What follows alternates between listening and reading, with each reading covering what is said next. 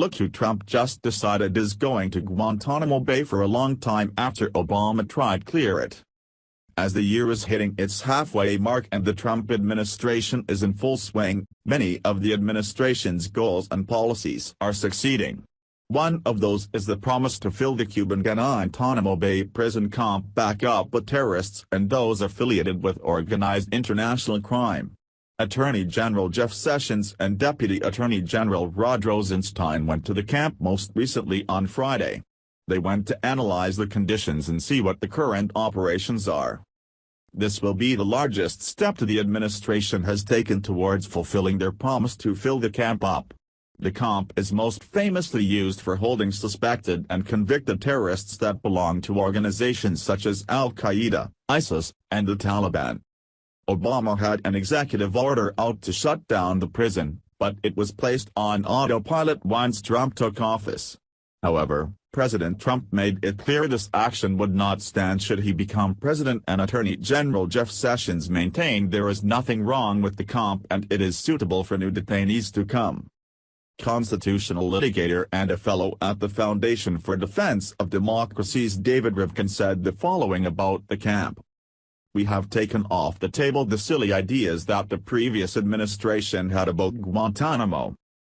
He had previously served under Presidents Reagan and George H.W. Bush, both in the counsel's office and the Justice Department. He has spent a lot of time in the Oval Office. Rivkin also pointed out that Obama didn't completely close the prison because he left 41 detainees.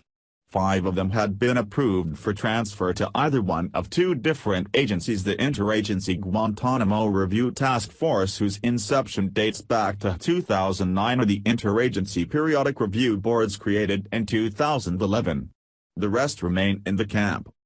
No executive order concerning the camp has been signed yet during this current administration. There were draft orders that floated around and were discussed, but nothing came to fruition. Any such order would have revoked and rolled back the former president's orders and suspended all action concerning that order. Wells Dixon, a lawyer at the Center for Constitutional Rights, told the media the following about the current state affairs at the prison. It's really business as usual at Guantanamo. Justice Department spokesman Ian Pryor gave the following update in a statement he released to the media. In addition to the Department of Justice's role in handling detainee-related litigation, it is important for the Department of Justice to have an up-to-date understanding of current operations. The purpose of the trip is to gain that understanding by meeting with the people on the ground who are leading our government-wide efforts at GTMO. Keeping this country safe from terrorists is the highest priority of the Trump administration. Recent attacks in Europe and elsewhere confirm that the threat to our nation is immediate and real, and it remains essential that we use every lawful tool available to prevent as many attacks as possible. Sessions said in an interview with conservative radio host Hugh Hewitt that he supports the prison and the president's attempts to keep it open, going on to argue. I've been there a number of times as a senator, and it's just a very fine place for holding these kind of dangerous criminals. There's plenty of space. We are well equipped for it. It's a perfect place for it. Eventually, this will be decided by the military rather than the Justice Department. But I see no legal problem whatsoever with doing that. The Hill reported the following.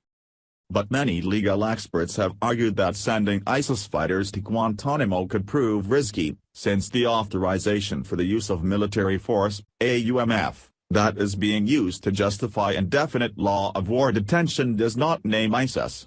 Dixon said he and his colleagues are prepared to challenge the legality of detaining suspected ISIS fighters the moment one arrives at Guantanamo. We are awaiting the arrival of suspected ISIS fighters at Guantanamo so that we can represent them and challenge the application of AUMF, he said. In the meantime, Dixon said the business-as-usual pace of Guantanamo has taken a toll on the 41 detainees still there. The men are very aware of the fact that no one has left Guantanamo since end of the Obama administration, and that takes a tremendous psychological toll, he said. It is torture by any reasonable measure. Rivkin chalked Trump's lack of the movement on Guantanamo to other issues taking precedence and needing to get the right staff in place, though he said he hasn't talked to administration officials specifically about the issue. He's unconvinced by the argument that the OMP has been a holdup and said he thinks Associated Forces is a broad enough term that a judge would rule in the government's favor should ISIS fighters challenge their detention. If you get an ISIS guy, which Court of Appeals panel is going to suggest that he be let go, Rivkin said. I have every confidence that the issue will work itself out well. This prison has been used for decades and it should continue being used. There is no reason to allow known terrorists who threaten our national security be transported to prisons we know are less safe and less secure.